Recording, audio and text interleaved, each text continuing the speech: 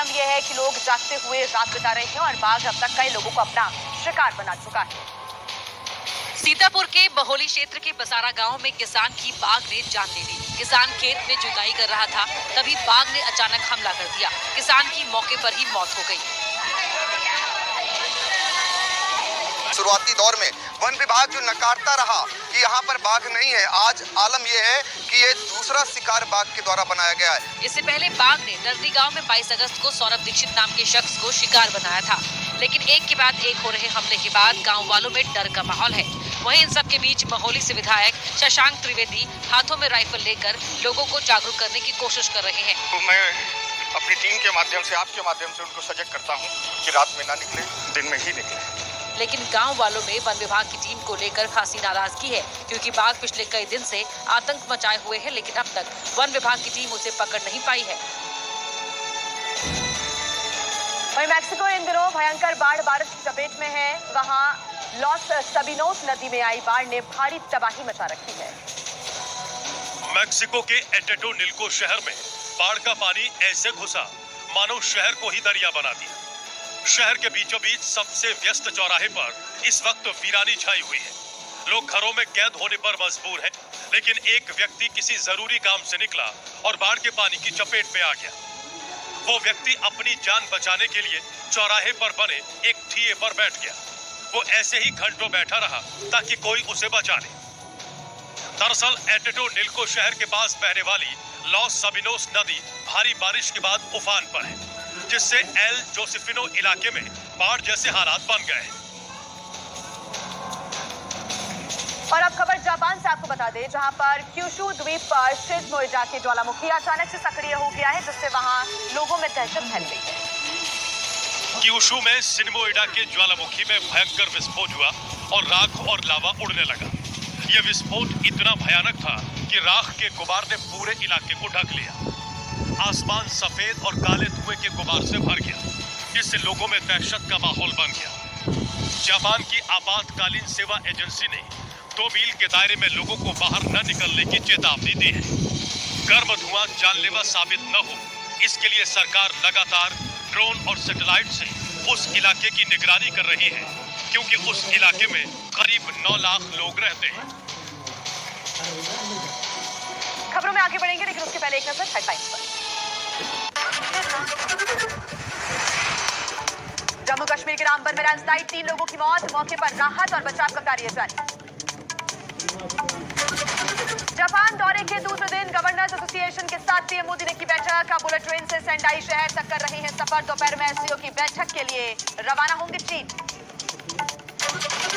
Russia के राष्ट्रपति Vladimir Putin दिसंबर में करेंगे भारत का दौरा। चीन में एससीओ सम्मेलन में भी दोनों नेताओं की होगी मुलाकात। भारत यात्रा की तैयारियों पर भी होगी चर्चा। टैरिफ पर अमेरिकी कोर्ट से डोनाल्ड ट्रंप को बड़ा झटका। कोर्ट ने अधिकांश टैरिफ को बताया गैर कानूनी, हटाने के निर्देश दिए। ट्रंप बोले अभी भी सभी टैरिफ प्रभावी। वोटर अधिकार यात्रा के 14वें दिन विपक्ष का शक्ति प्रदर्शन। आज छपरा से आरा तक राहुल, तेजस्वी, अखिलेश करेंगे रोड शो। अखिलेश बोले बीजेपी को अवध से हटाया, अब मगध से हटाएंगे।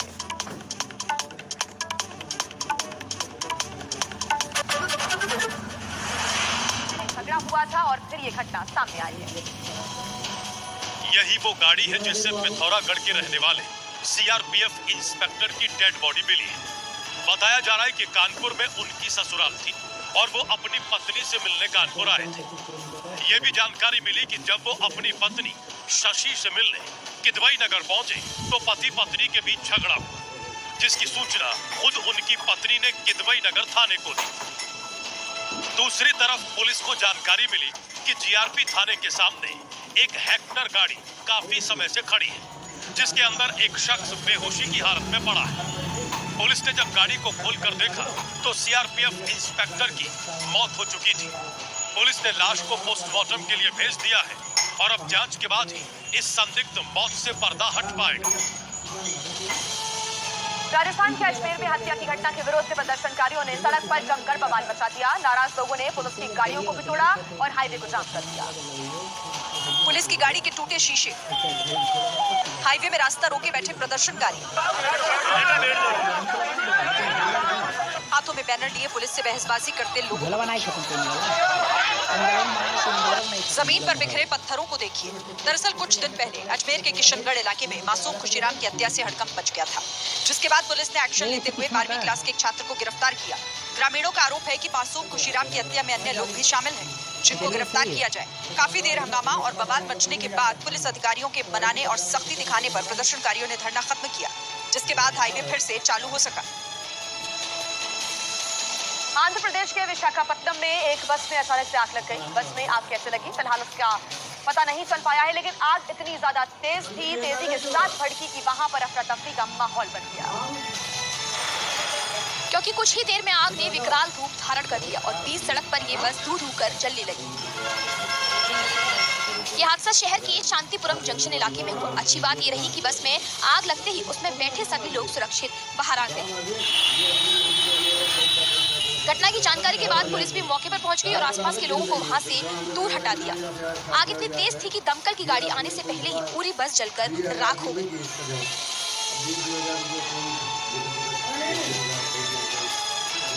उत्तर प्रदेश के लखीमपुर खीरी से एक चौंका देने वाली खबर सामने आई है। वीडियो सामने आया है जहां पर शराब के नशे में पिता ने 7 महीने के बच्चे की जान ली। शराबी पिता को पुलिस ने अरेस्ट कर लिया। पहले एक टांग पकड़कर लटकाया, फिर पूरे गांव में मासूम को घुमाया। आखिर में बच्चे को ऐसा पटका कि बच्चे की सांसें ही थम गई। शराब के नशे में टल्ली इस पिता ने वो काम किया जिसके बारे में सोचकर ही दिल की धड़कनें बढ़ जाती। पूरे वीडियो को सिलसिलेवार तरीके से देखिए। लड़खड़ाता हुआ आरोपी पहले बच्चे की टांग पकड़कर उसे उठाता है, फिर पूरे गांव का चक्कर लगवाता है। एक बुजुर्ग महिला ने आरोपी की हालत देख बच्चे को उससे छीन लिया और अपने साथ ले आई, लेकिन आरोपी शराबी फिर लौटा और बच्चे को खिलाने लगे। खुद को ना संभाल पा रहा व्यक्ति बच्चे को कैसे संभालता, बच्चे के साथ वो भी जमीन पर गिर गया। गिरते ही 7 साल के मासूम की मौत हो गई। वीडियो वायरल होने के बाद पुलिस ने एक्शन लिया और आरोपी पिता को गिरफ्तार कर लिया।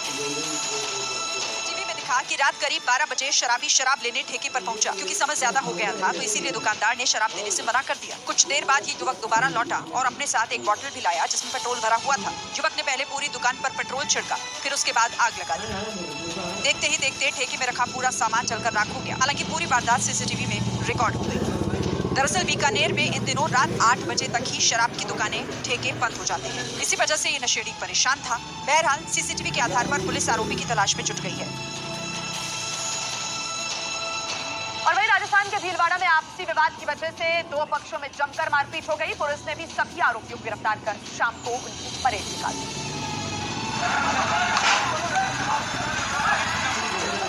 दोनों पक्ष किसी बात को लेकर इतना गुस्से में थे कि एक दूसरे पर लाठी डंडों की बरसात करने लगे।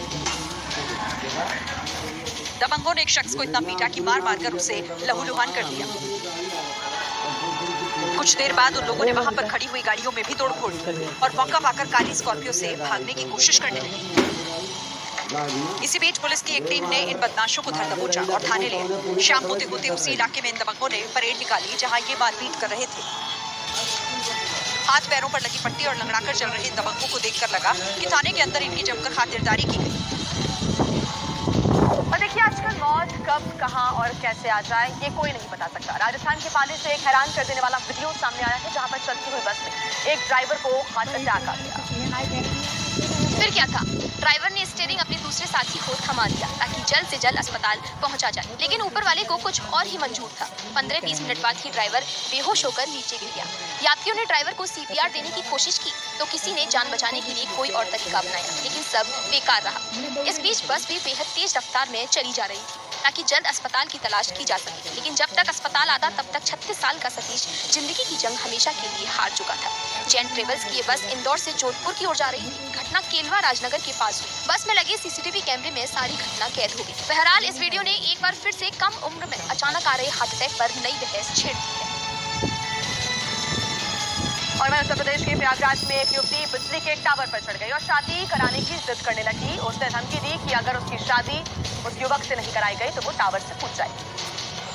जिसने भी इस लड़की को बिजली की हाई टेंशन लाइन पर बवाल मचाते देखा उसकी सांसें फूल गई, लेकिन लड़की मानने को तैयार ही नहीं। High tension line